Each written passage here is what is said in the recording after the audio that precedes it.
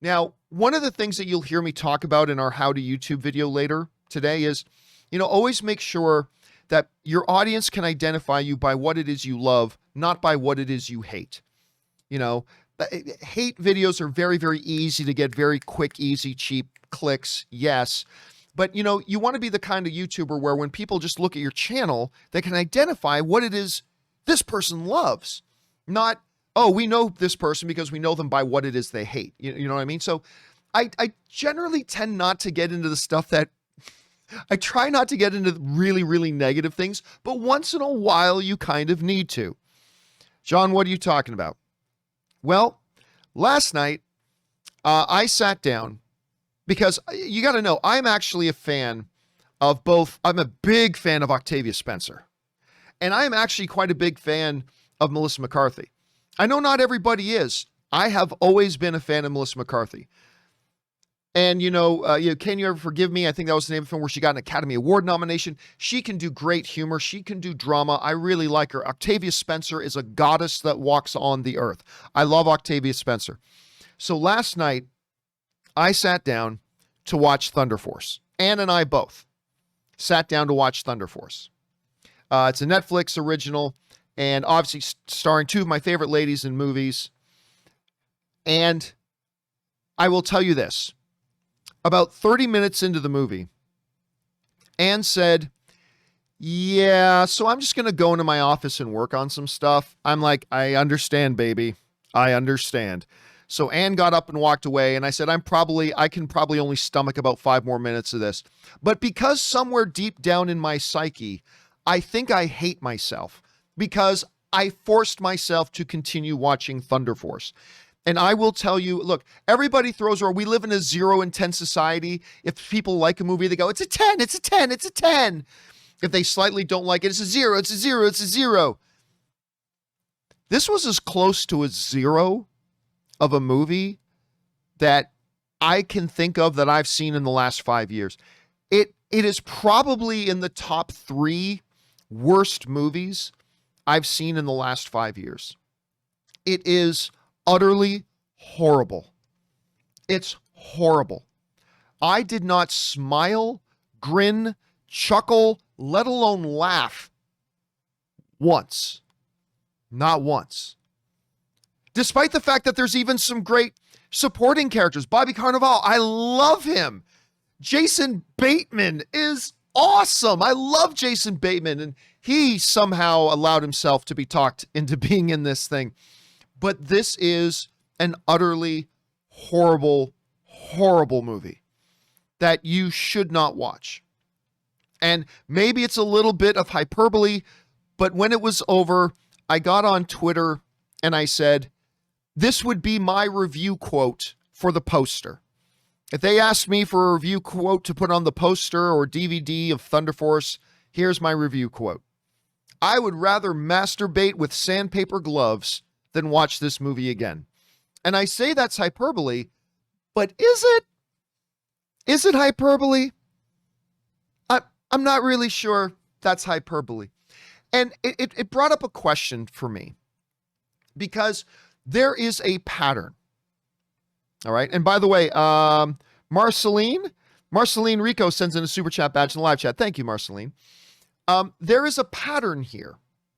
And that pattern is when you look at Melissa McCarthy, she has done some great stuff, but you could very obviously say not everything she does is all that great.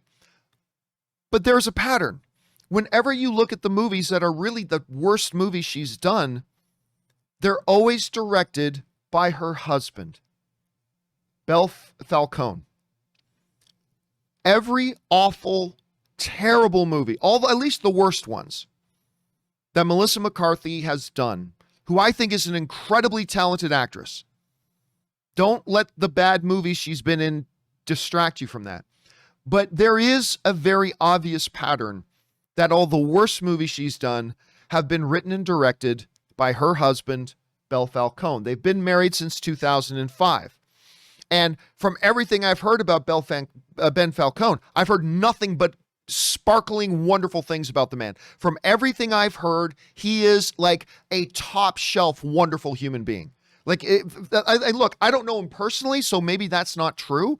But every time I hear about Bel Falcone and what he's like personally, I hear nothing but one of the sweetest, most genuine, warm, wonderful people that you've ever met. That's all I hear about the guy, is that he's terrific. But when we go down, let's look at all the movies under his director's credits.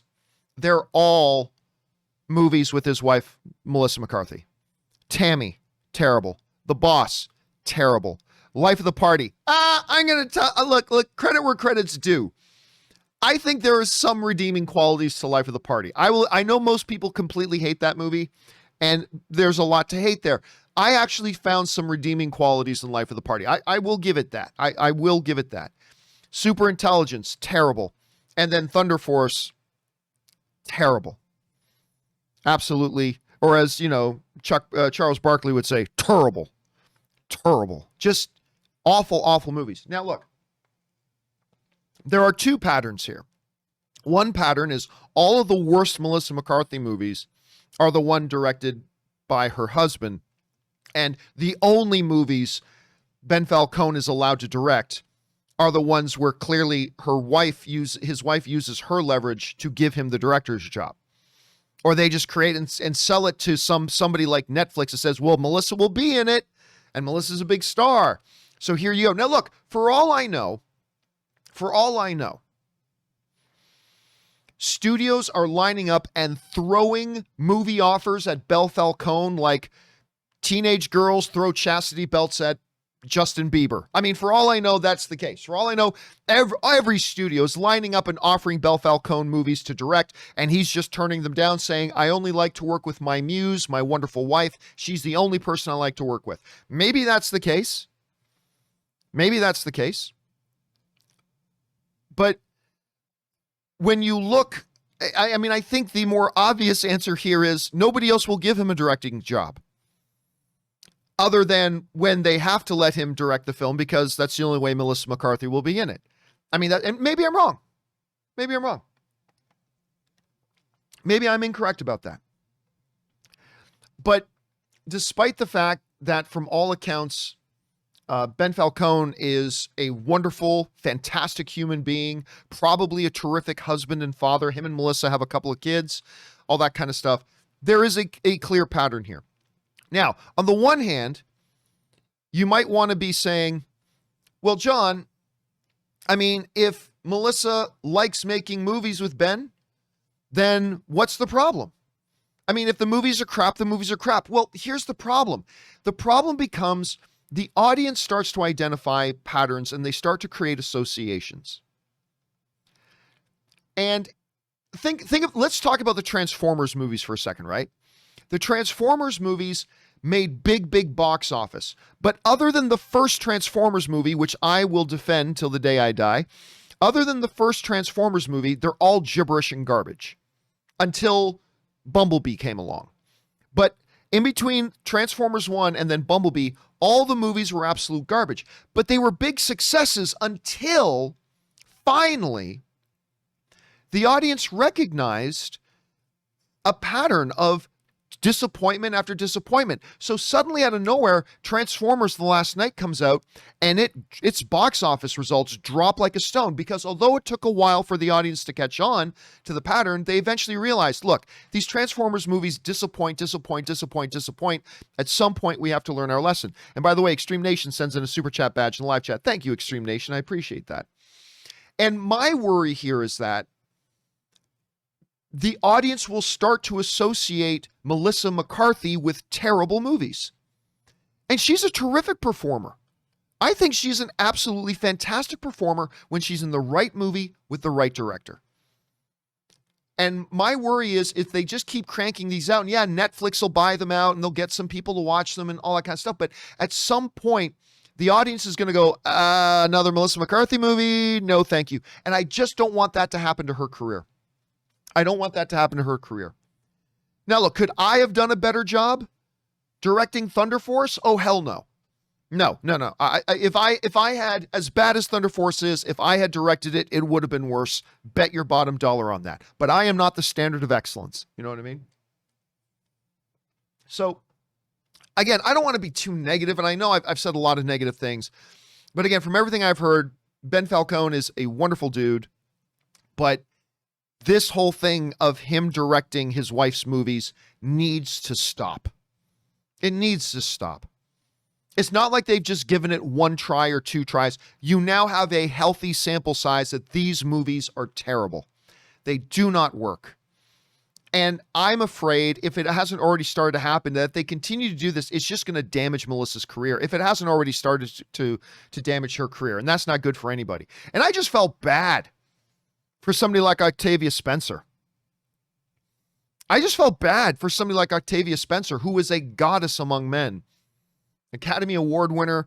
And I mean, there are scenes in this movie where you can just tell she was like, why am I here? What are we doing? But it is what it is. Anyway, guys, question is, have you guys seen Thunder Force? And listen, all film is subjective. Just because I thought it was complete drivel and shite, maybe you'll like it. I mean, that's the beauty of film. It's all subjective. So have you had a chance to see it? Did you like it more than I did? Did you dislike it even more than I did? Do you think Melissa McCarthy and Ben Falcone should just pull the plug on them making movies together? Maybe you think, hey, it's a beautiful thing. It's a husband and wife making films together. I don't know. How do you guys feel about it? Jump into the comment section below and let us know your thoughts. Okay, guys.